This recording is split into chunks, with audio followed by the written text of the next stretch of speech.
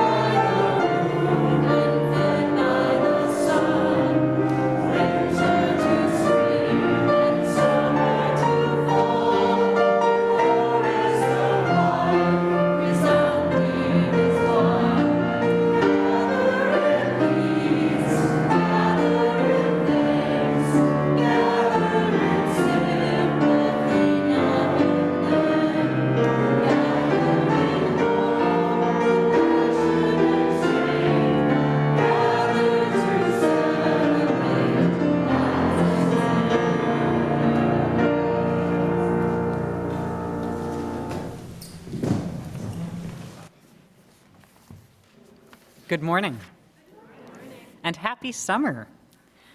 Whether you are participating on Zoom this morning or here in the sanctuary with us, we are glad that you are here. My name is Theo. I'll be your worship associate this morning.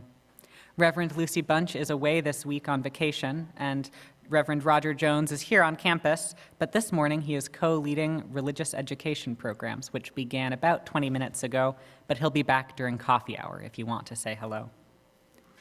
I'm delighted to be serving alongside Rosemary Dodd this morning, our guest preacher, who I'll introduce properly in a minute. Our pianist this morning is Irina Tchantceva, and our technical team in the back are Colleen Emrys and Dirk Toole. Thanks also to Karen Sparrow for helping us get ready and set up and keeping things running this morning. Welcome, everyone. If you'd like to follow the music and readings in the order of service, a printed copy is in the table in the back by the doors, or you can click on the link in the Zoom chat. The blue sheet has weekly activities and a calendar of events for you to look over, and that information is also available on the calendar of events online at uuss.org.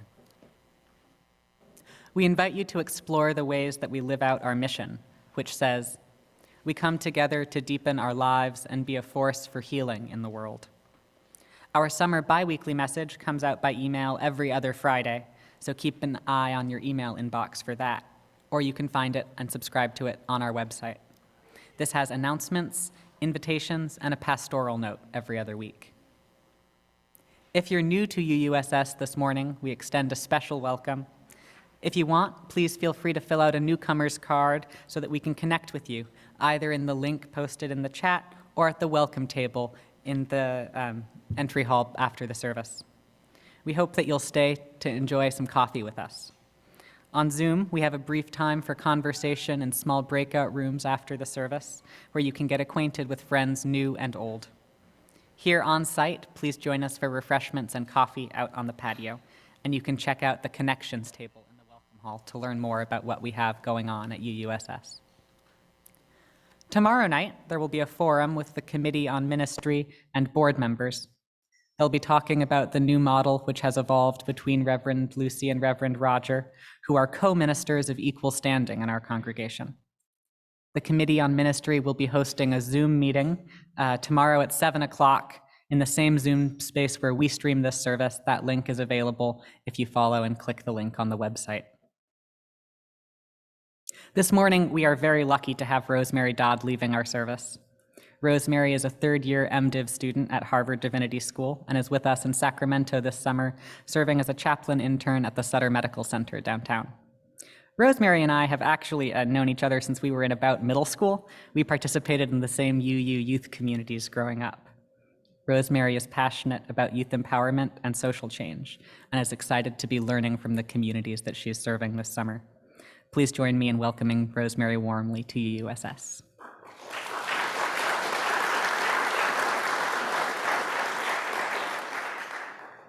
Now, please check your cell phone to make sure that it's on silent to avoid embarrassment and to help everyone be more present and mindful in the service. Also, please remember to keep your masks on at all times. Again, we're glad that you are here. Now, let's enjoy some music for centering, played by Irina.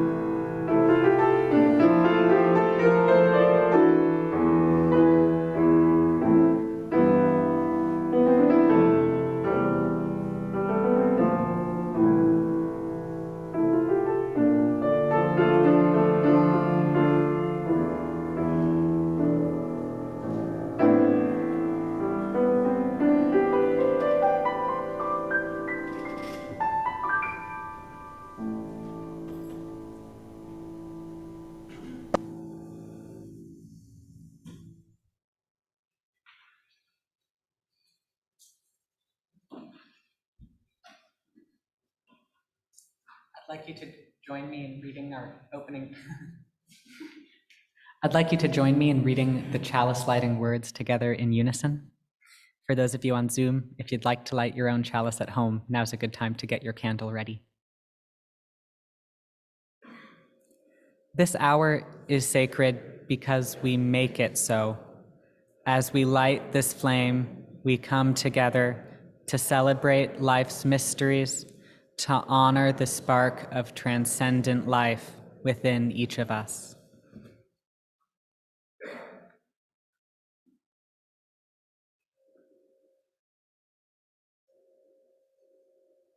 Good morning, everyone. I have to say, I had a different prayer in mind for this week, perhaps more related to my sermon that I wrote a while back, but it has been a uniquely devastating week to be a person in America. And when I was searching for words on Friday, on my lunch break at work, I came across this poem by the always well-spoken Reverend Lynn Unger. She posted it to her Facebook. She wrote it on Friday. And she says, "You are not wrong to be furious. You are not wrong to be scared. You are not wrong to wonder what we do today and tomorrow and tomorrow. You are not wrong to notice the brilliance of the sky. You are not wrong to think of your daughter.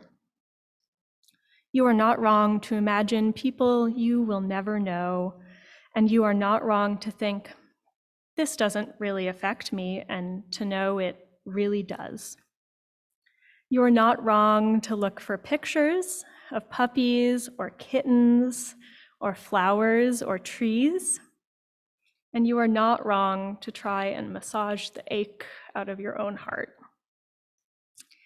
You are not wrong to yell or cry or scream or hide under the covers of your bed. And you are not wrong to turn to your neighbor and say, what do we do now? It has been an incomprehensibly hard week. When I heard the Supreme Court decision on Friday, I went right back to a lot of the emotions I felt throughout the story I'll tell you later in this service. Loneliness, suffering, fear, grief, mourning, exhaustion, and rage.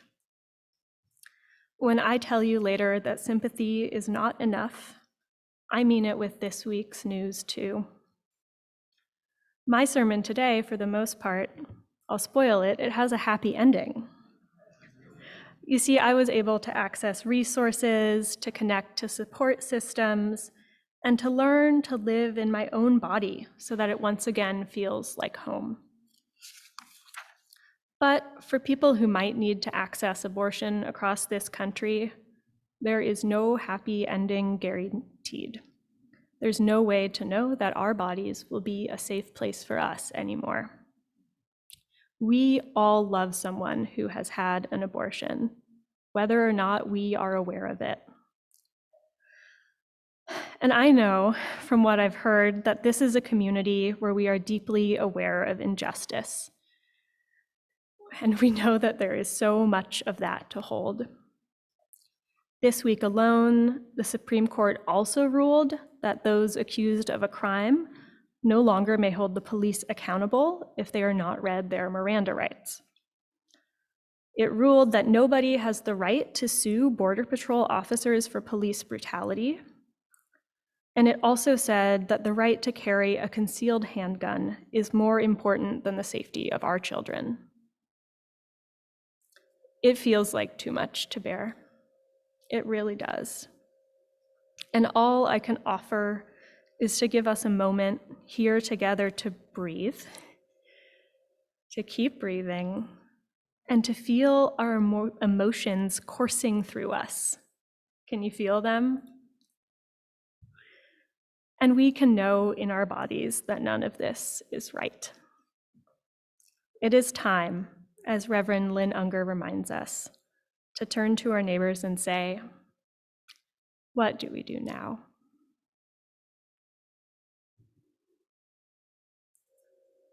Please join me in a few moments of silent contemplation.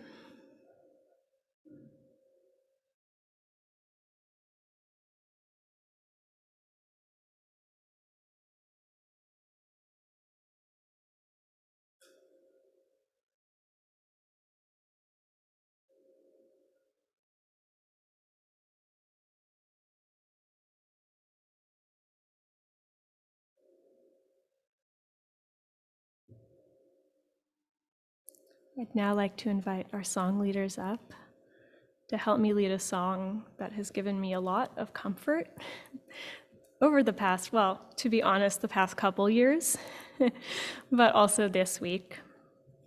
It's called Loosen, Loosen. The words will appear on the screen behind me, but I want you to know that this song is by a Jewish song leader named Ali Halpert. She leads song circles for justice and transformation. And this song has given me a place to hold my feelings many times, and I hope it does the same for you.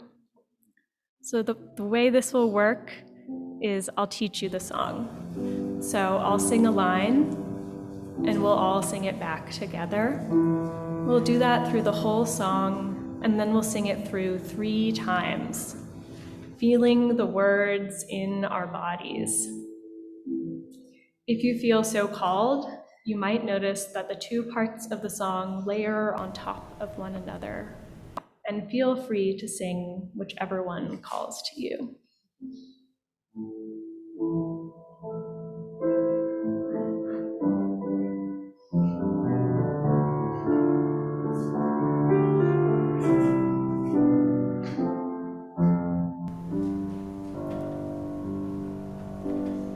Loosen, loosen, baby. Loosen, loosen, baby. You don't have to care.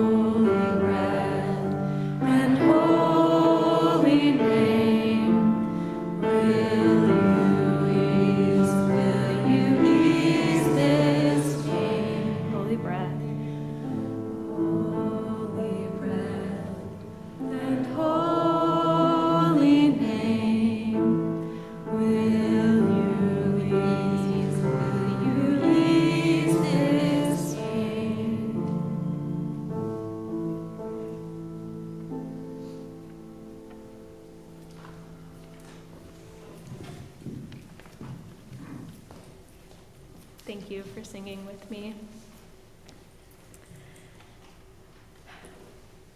This is a poem by Alandria Williams. Alandria died in 2020, but before that, E was co-moderator of the Unitarian Universalist Association Board of Trustees, a fierce leader for social change, and now has passed on and is one of our queer elders and ancestors. And this is called We Are Worthy. We are worthy, not because of what we produce, but because of who we are. We are divine bodies of light and darkness. You are not worthy because of what you offer, not because of what's in your mind, not for the support you give others, not for what you give at all. You are worthy and whole just because. In this great turning, in this great pandemic, in this radical readjustment and alignment, we are not disposable. We are needed. We are the very people that have withstood everything that has been thrown at us as a people, and as Maya Angelou would say, still I rise. We arise from the pain, we rise from the grief, we arise from the limits people place on us and the limits we place on ourselves. We rise to be the children and the ancestors. We rise to be our true selves in relationship to our families and communities, recognizing and liberating our whole selves, honoring them and others as we strive for abundant communities, abundant lives, abundant relationships, and abundant values and cultural manifestations. We are worthiness personified. It's time. Embodiment time. Embodiment. Living one's values out loud. Let me every day live my values out loud. Let us every day live our values out loud. Embodying those values, not the productivity quotient, beyond productivity, past productivity, true embodiment, life.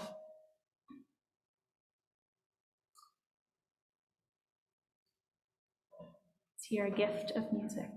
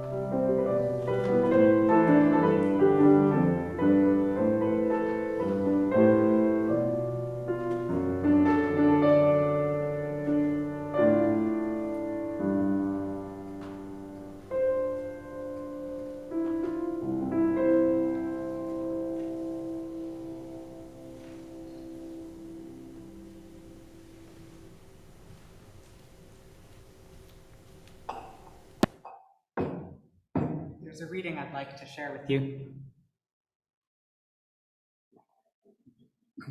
It's a passage from Walt Whitman's Specimen Days, a collection of personal writings from later in the poet's life. At this point in Walt Whitman's life, illness and pain were frequent companions, and he writes of them honestly. There's one passage in particular that I'd like to share with you this morning. Sunday, August 27, 1877. Another day quite free from marked prostration and pain.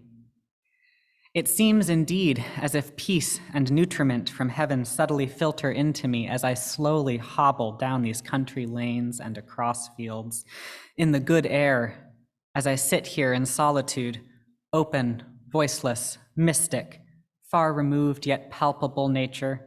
I merge myself in the scene in a perfect day. Hovering over the clear brook water, I am soothed by its soft gurgle in one place, and the hoarse murmur of its 3-foot fall in another. Come, ye disconsolate, in whom any latent eligibility is left, come get the sure virtues of creek shore and wood and field. 2 months I have absorbed them, and they begin to make a new man of me. As I walk slowly over the grass, the sun shone out enough to show the shadow moving with me. Somehow, I seem to get identity with each and everything around me, and in its condition, nature was naked, and I was also. It was too lazy, soothing, and joyous to speculate about, but perhaps the inner never lost the rapport we hold with earth, light, air, trees, etc. And this is not to be realized through the eyes and mind only, but must require the whole corporeal body. Many such hours from time to time the last 2 summers. I attribute my partial rehabilitation largely to them. I first encountered these paragraphs while I was in bed recovering from a mastectomy and also coming to terms with a diagnosis of post-traumatic stress disorder. A common symptom of PTSD is chronic pain, which is exacerbated by other common symptoms such as muscle tension and hyperarousal.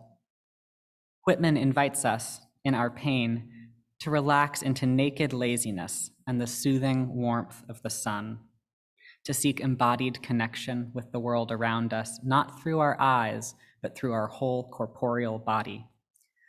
Come, ye disconsolate, in whom any latent eligibility is left, come get the sure virtues of creek shore, wood, and field. Oh, I have been disconsolate, and I can vouch for the sure value of a creek shore to a troubled body and a troubled spirit. As I learn to hold my pain, I also need to learn how to just be and to have that be enough and find moments of peace in the world around me.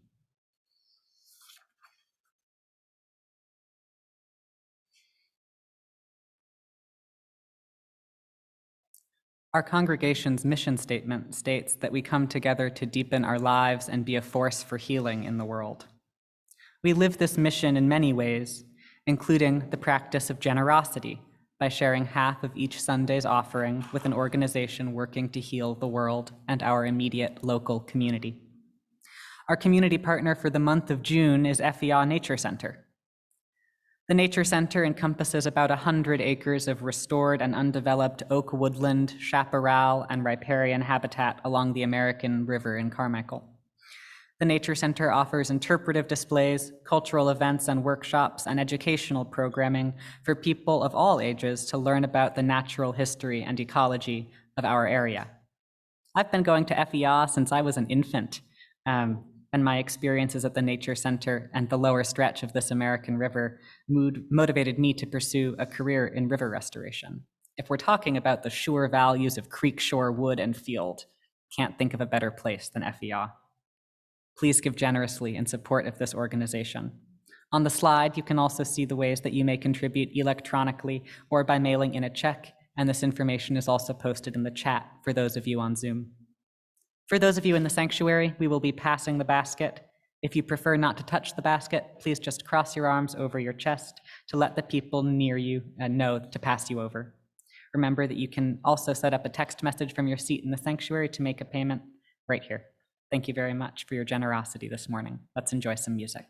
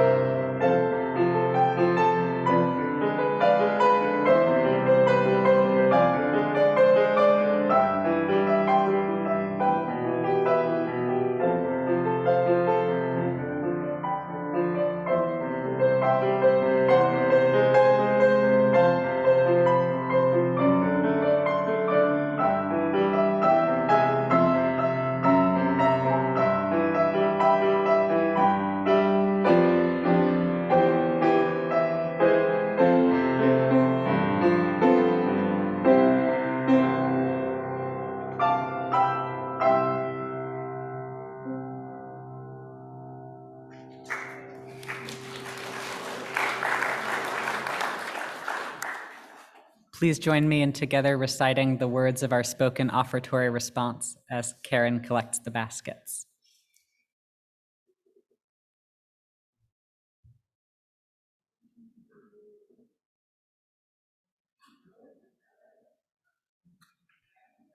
May the spirit of gratitude bless and multiply all that we have, all that we give, and all that we receive.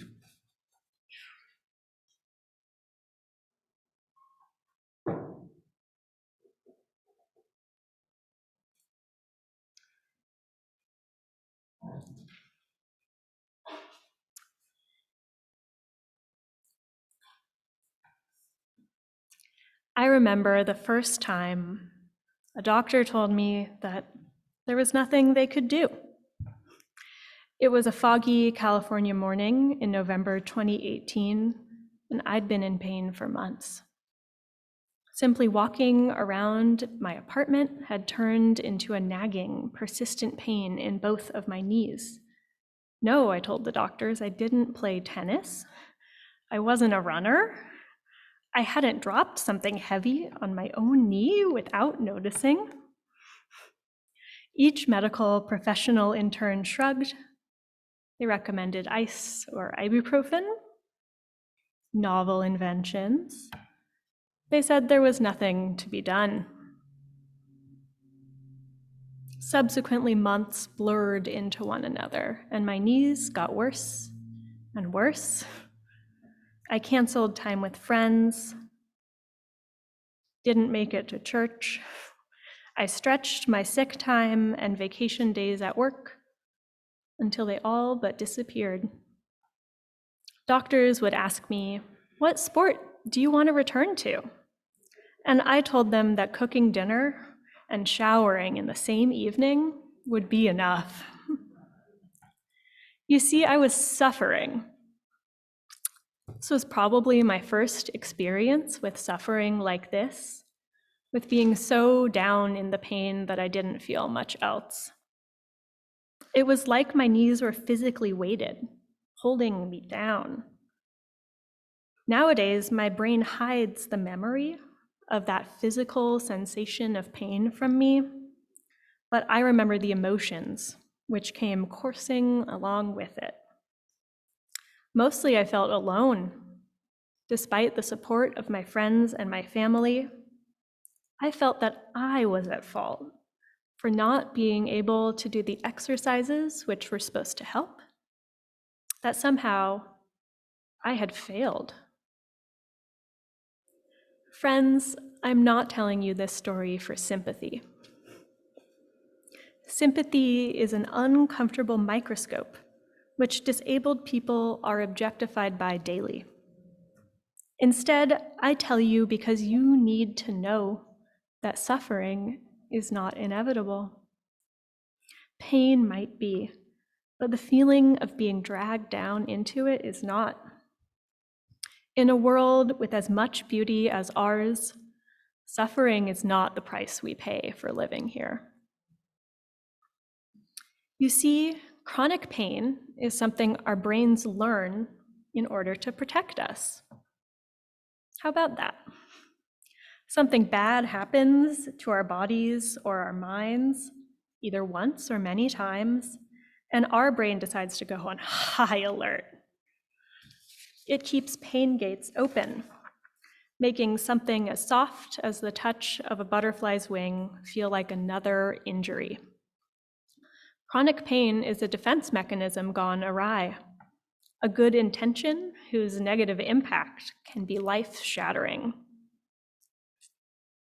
But we know so little about the human brain. Previously, the medical field thought that children's brains were unique in their moldability. You've heard it told that children can acquire languages much faster than adults. They can recover from physical injuries without developing chronic pain as frequently, so there must be something special going on up there. Children's brains are still growing. They can form new neural networks, and they can make new connections. They are uniquely plastic. But actually, neuroplasticity, the ability of our brains to relearn and change, applies to all of us. Research in the last 40 years has confirmed that yes, the adult brain can make connections too. It can heal if it is gently and predictably encouraged to do so. In other words, our brains never lose the capacity to change. The way they are isn't static. Pain science, too, is constantly developing. It's now known that simply receiving relevant information about pain management is a successful pain management tool. Let me say that again. Just getting information about pain reduces the physical impact on our bodies. Our brains need to hear that they can change.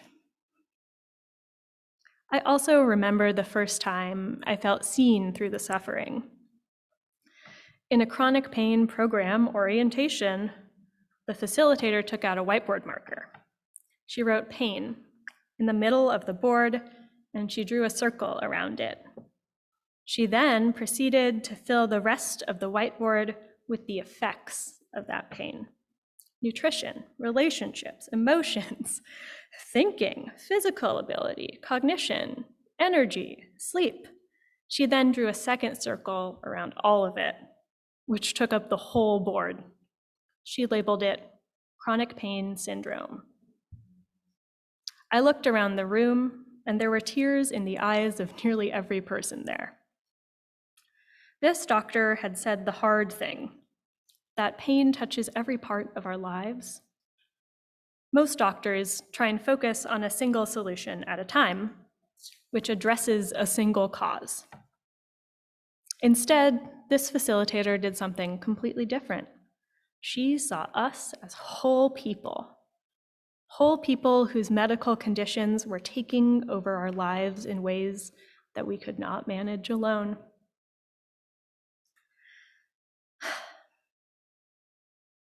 She then talked about all the ways to shift that pain, using all of the resources available: therapy, physical therapy, appropriate medication, and a primary care doctor with pain management experience each reduced one part or another on the whiteboard. The pain at the center eventually shrunk back down to its small original self, well managed, boundaried. Still there, but not taking over the rest of our lives. We stared at the whiteboard in the hospital classroom and felt hope creep back in. More suffering, as it turns out, is not the way out of it. Suffering is also not the price to pay for healing. Our medical systems and our world is set up to indicate that the only way out is through something, by gritting our teeth and persevering in systems which do us harm. We are told to be strong, to be tough, to claw our way out through the pain alone, the consequences be damned. And after some of us, just some of us, are able to escape this way, we fall into traps that tell us that if we went through something horrible and came out stronger on the other side, so should the next generation. But I wouldn't wish the time it took for me to get my care on anyone. The suffering I went through was superfluous, and I resent the idea that it made me a better person. If I had been referred to the pain management program when I was first eligible for it, I would have gotten nearly a year of my life back. I'm not your success story of pushing through the pain. I'm a person who was finally given the resources I needed to heal. And my pain management team guided me gently through healing, looking at me as a whole person. They asked me how I could be kinder to myself. And they asked me how I could release the guilt I had been unable to manage alone. There's actually a section of my pain management workbook simply titled Pleasant Activities. It includes nearly 40 different suggestions, including a few of my favorites, such as go boating, canoe or rowboat, gather natural objects, rocks, driftwood, and simply be with someone you love. Rather than a litany of repetitive and painful physical therapy exercises, the team recommended that I simply walk, starting at a level which wouldn't cause any flare-ups. Day after day, I drove down the hill I lived on, parked, and walked around first 1/4 of a block, then half, and finally, the entire way. Our brains really just don't respond to demands to stop doing that. I had to convince my own brain that the world wasn't out to get me and my knees. And very, very slowly, my body was able to calm its nervous system, taking my pain response down notch by notch. Holding myself gently shifted my neurology. To be clear, I am not saying that thinking positively is a way out of suffering. I'm not saying that. But our new understanding of the brain's capacity for change is incredible. People whose chronic pain comes from all kinds of medical issues can use these techniques to give them back some agency, but they actually cannot do it alone. It's a stroke of luck, something I now consider a miracle, that I was able to find medical professionals who believed I had the capacity to make it out. Now, the things that help me manage my pain are tools. They don't weigh me down. My routines bring me comfort. They remind me that because someone believed my brain could change, it did. And because I believed in my own capacity for change, my life changed. I was recently told in an interview that my experiences in suffering make me uniquely suited to be a minister or hospital chaplain. And I need you to know that I reject this. My pain most often made me bitter and angry, not empathetic. What I can bring is a familiarity with the routines of being a patient, but we actually all have the capacity to care for one another. We all have that capacity. If this medical chaos in my life had never happened, I would still be a good friend, sister, daughter, chaplain, and future minister. Compassion is a muscle we all can grow if we so choose, not something that pops up automatically when we experience enough hardship. Friends, we will not lose our capacity for compassion when we change the world. When future generations live on an earth with fewer prisons, with less violence, and with real equity, they will be just as wise and as brave as we are today. Another world is coming, and suffering is not the price we will pay for it. It's not the price to pay for compassion, for the ability to care, grow, and change. We all hold this capacity in ourselves, but we cannot do it alone. My hope is that soon, we are all given the kind of chance I was given, a gentle belief in our ability to change, and support and real resources to make that happen. I'm sure I'll need that chance again. There is so much more to unlearn, so many gates to throw open until all of us are free.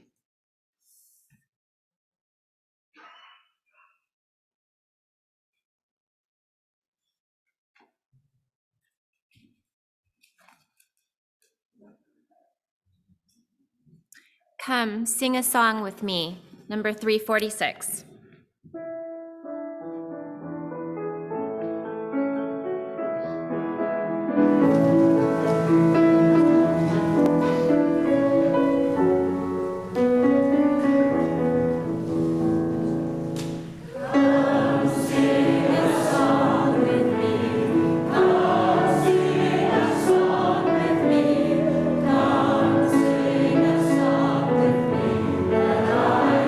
Know your mind.